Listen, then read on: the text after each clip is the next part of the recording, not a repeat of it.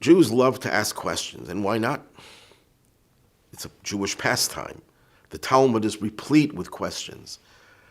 But the most famous question in Jewish circles, in traditional Jewish circles, arguably, is the one about Hanukkah. Why we observe Hanukkah for 8 nights and not 7.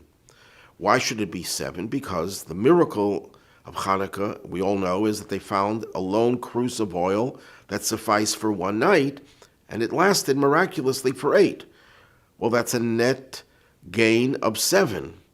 The first night, they did have enough oil. And there are many, many answers to this question. Hundreds of answers have been given. And it seems that there's a certain obsession with this question that people are looking for new answers. Among the traditional answers are that the first night we're observing the miracle of the defeat of the Syrian Greeks. That was a miraculous war. Or the fact that we found the cruse of oil. Or that we divided the oil into 8 parts, and each part would be only enough to last a little fraction of the night, and instead it lit all night, every single one of the 8 nights. So they saw the miracle every night.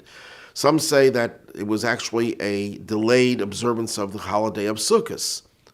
Because they couldn't observe Sukkot, they were engaged in battle, so they wanted to make a holiday that would replace Sukkot.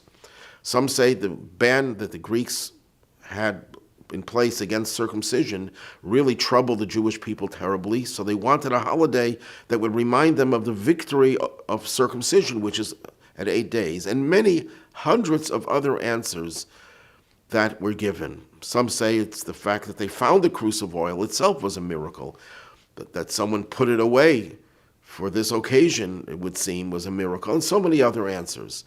But I have a question on the question. Yes, there can be many answers, but why is there such an obsession with this question?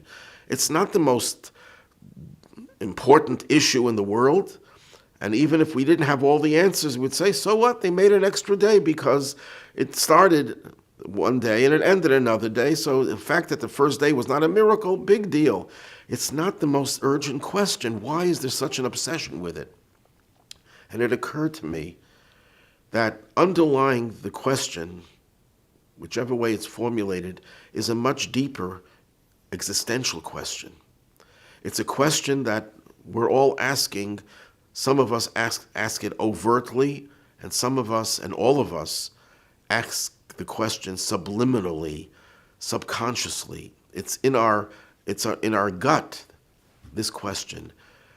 The whole holiday of Hanukkah brought us as close to the Messianic age as one could imagine.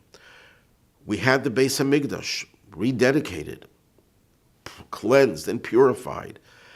We had independence. The Rambam writes the difference between the Messianic age and the way things are today is that we're no longer going to be subservient to the nations. Well, that happened during the Hanukkah miracle. We were now free, not under the yoke of a foreign power. So we had everything that the Messianic age called for, but we blew it. There was one thing that was missing. We didn't appoint a descendant of King David to be the king, to be the leader, which would make him the Mashiach.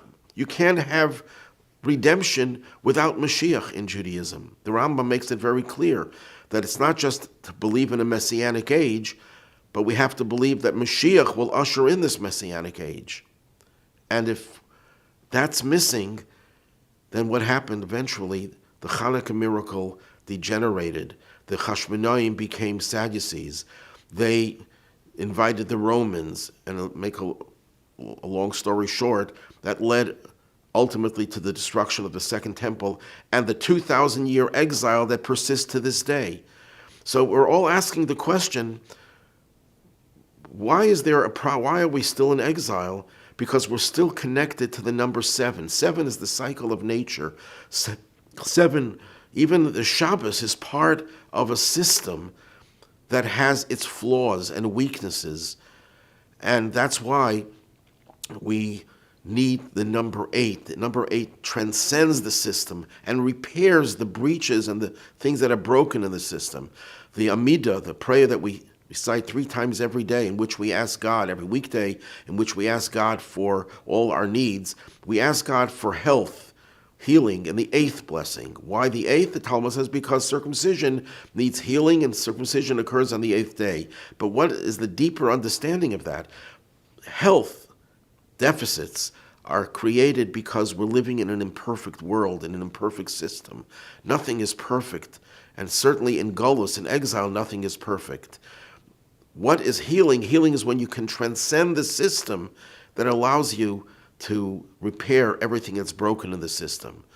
Mashiach is associated with the number 8. The harp of King David, it says, had 7 strands. I'm not sure it was a harp, a lyre, whatever it was 7 strands. Mashiach's will have 8, because Mashiach represents the person who will usher in an age that transcends the system and therefore can repair all the breaches.